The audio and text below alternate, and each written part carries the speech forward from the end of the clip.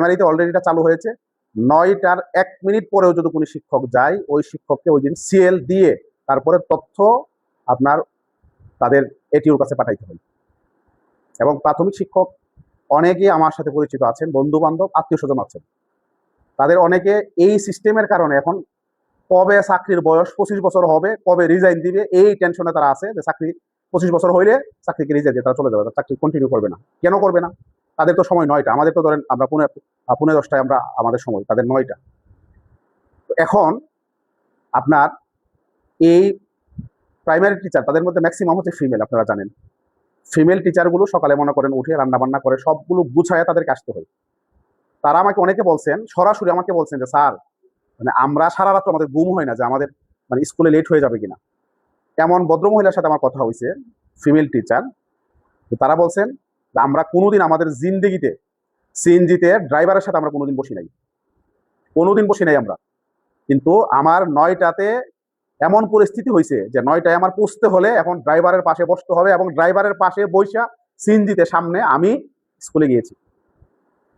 কারণ 9টার 1 মিনিট পরে গেলে তাকে সিএল দেখাবে, আপনি প্রতিষ্ঠানে যাবেন, সিএল নিয়ে আবার আপনাকে ফেরত আসতে হবে বা প্রতিষ্ঠানে থাকতে হবে। আবেগ দিয়া চিন্তা করলে হবে না, বাস্তবতা নিরিখে আপনাকে চিন্তা করতে হবে। এবং তাদের বিষয়টা আপনারা বলি আপনাদেরকে, প্রথম 2টা জেলায় আপনার পাইলট প্রকল্প হিসাবে চালু করা হয়েছিল। পরবর্তীতে যখন কোনো শিক্ষকদের থেকে কোনো প্রতিক্রিয়া আসে নাই, প্রাইমারি যারা আছেন সারা বাংলাদেশে চালু করে দিয়েছে। এবং আপনারা দেখেছেন বান্দরবন না কোন জায়গায় আপনার যেখানে নেটওয়ার্ক পাওয়া যায় না, এক শিক্ষক ছবি উঠিয়ে গাছের মধ্যে উঠেছেন, তার এই তথ্য মানে সাবমিট করার জন্য মানে হাসি চলে আসে।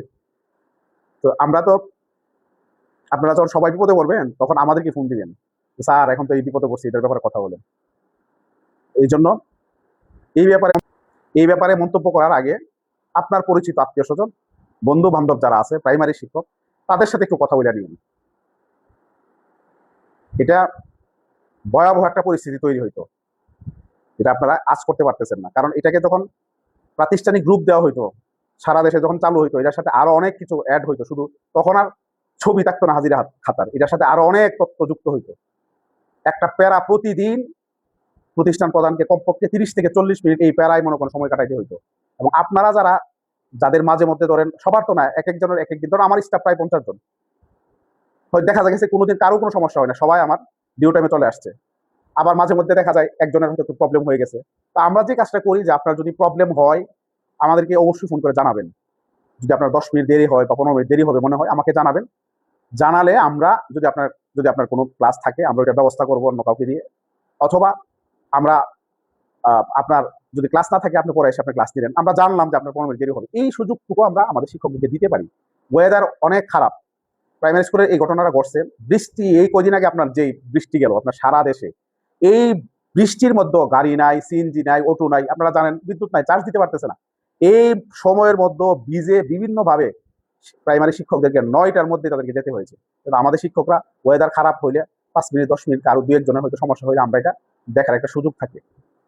সেই জায়গা থেকে আমার মনে হয়েছে যে এটা যদি চালু হয় তাহলে সারা বাংলাদেশে 6 লক্ষাধিক শিক্ষক কর্মচারী বড় রকমের একটা বিপদে পড়ে যাবে।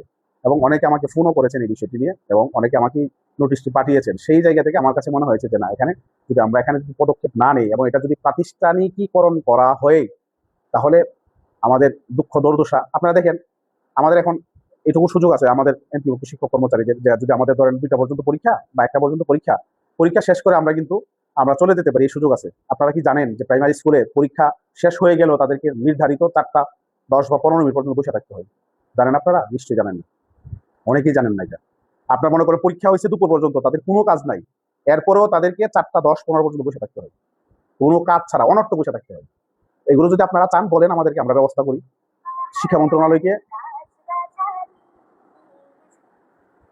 আমরা বলি, আপনাদের যদি আগ্রহ থাকে আমাদেরকে বলেন,